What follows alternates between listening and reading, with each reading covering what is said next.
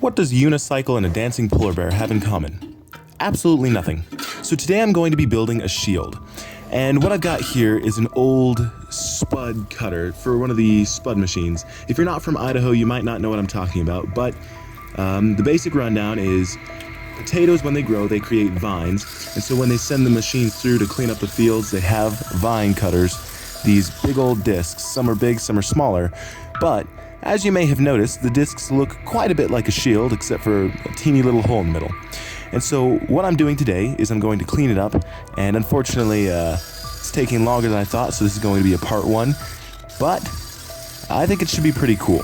So the first step is to get off all this rust, and what I'm trying to do here is I'm trying to clean it up and get to the bare metal, so that way I have some nice clean metal surface to work with. Because these things are run through the mud and the dirt and they're left out all year, they do get pretty dirty. And I just threw some sawdust on there, and the reason I did that is because I was trying to sand it to see how much rust was left, and you can't do that when it's wet because it gets all nasty with this machine that I was using. And so I threw on some sawdust, and as you can see, I had quite a ways to go. There's a lot of red left. And so I went back and I did it again, and I did it again, and again, and kept on grinding and cleaning, and that took me a couple of hours, but eventually I got this thing looking pretty good.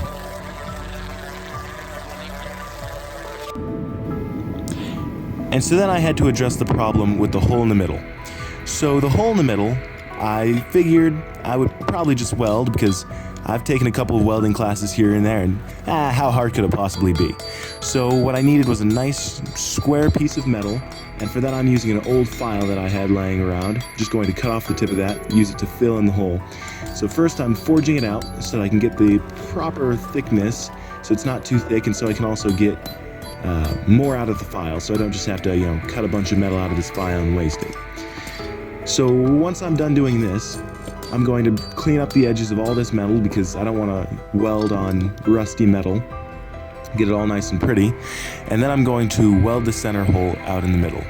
And I think I did a pretty good job at getting that to match up, and welding it was pretty fun.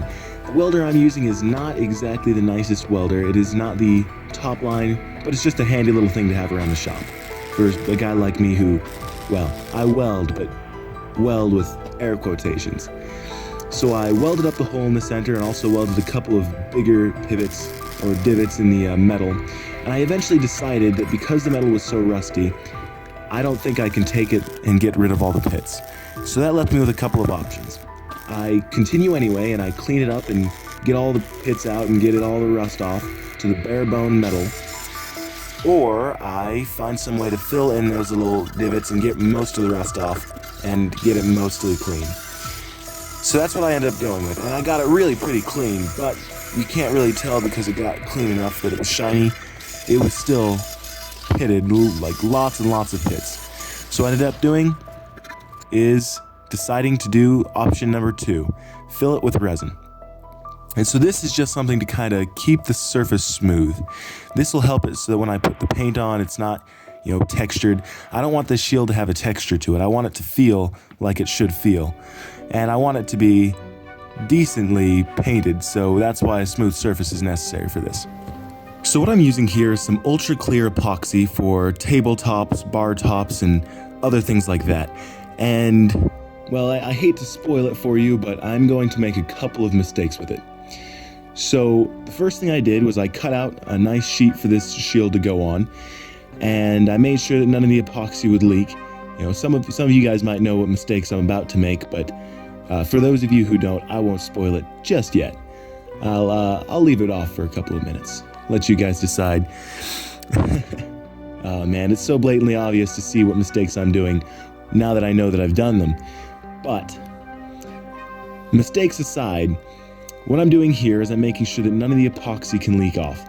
And I've never really worked with epoxy, and as much as I like to do my research, I find it's more fun to not do my research and basically just go at it blind, because that takes less time, and I'm a big fan of that whole less time thing.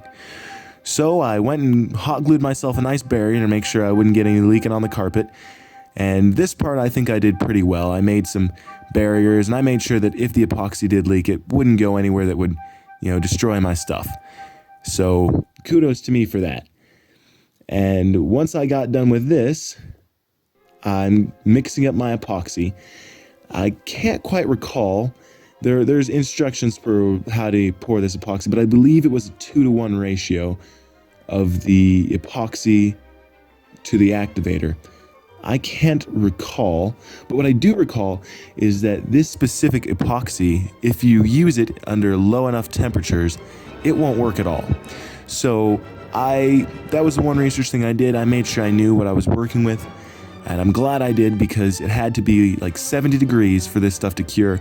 Otherwise, it'll just get tacky and nasty, which I've seen the same stuff do that in the past, and now I know why, because it's got to cure at like 70 degrees.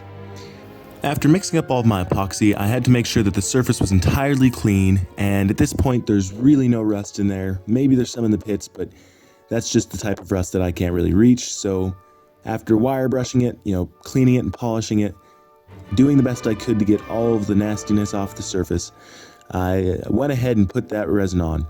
And so with this surface being as thin as it was, I didn't really worry so much about air pockets, because this isn't wood or other things that would have the air pockets in it really big and pronounced. There's nothing really hidden, it's all kind of on the surface. So I just went ahead and poured it and then spread it out the best I could. And those of you, again, who know how epoxy works, you probably know what I'm doing wrong. Again, my mistakes seem to just add up. But I'm sure you find that entertaining. I mean, I certainly think it's funny thinking on it in retrospect. At least it's funny now that I've waited long enough for it to be funny. So then I'm going over it with a heat gun to get all those air bubbles that there may or may not be. And as you can see, it has spread out really nicely. It's hard to tell because it's clear epoxy, but the surface is really, really smooth. So now what I'm going to do is I'm going to pull this thing off of all the stuff that I had it on. And now is about when I realized my mistake. Because I had been thinking about this epoxy as if I was pouring it on wood.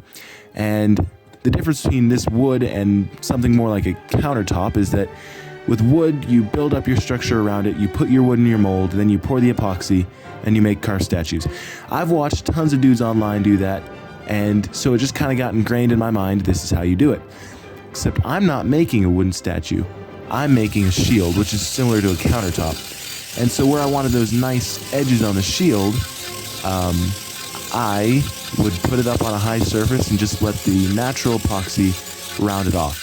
So because I didn't do that, it glued down and it created these nasty epoxy wedges. And here's mistake number 2, because although I probably could have found a better way to go about this, I'm not a very patient guy, and I have a grinder laying around, and I like using my grinder. And so I went to town on this thing, and I ground off all the excess epoxy, which, I mean, it works, but it also chipped all the edging off and destroyed the edges. And I don't know if you can really see that, get a better view, but it also burnt some of the epoxy, and you can kind of see some of that chipping. It just doesn't look very nice. And so I'll have to re-epoxy all the edges. Now, in my mind, the best way to do this is just kind of pour the epoxy on the edges and let it round off like it naturally would, and cross my fingers and see what happens. But if you have any ideas, I am definitely not an expert, and I'd love to hear them. So once I'm done with this front, I'll move on to the back, and then I'll do the paint job. But until then, I guess I'll have to call it quits for today. So thanks for watching, and hopefully I'll catch you next time. See ya!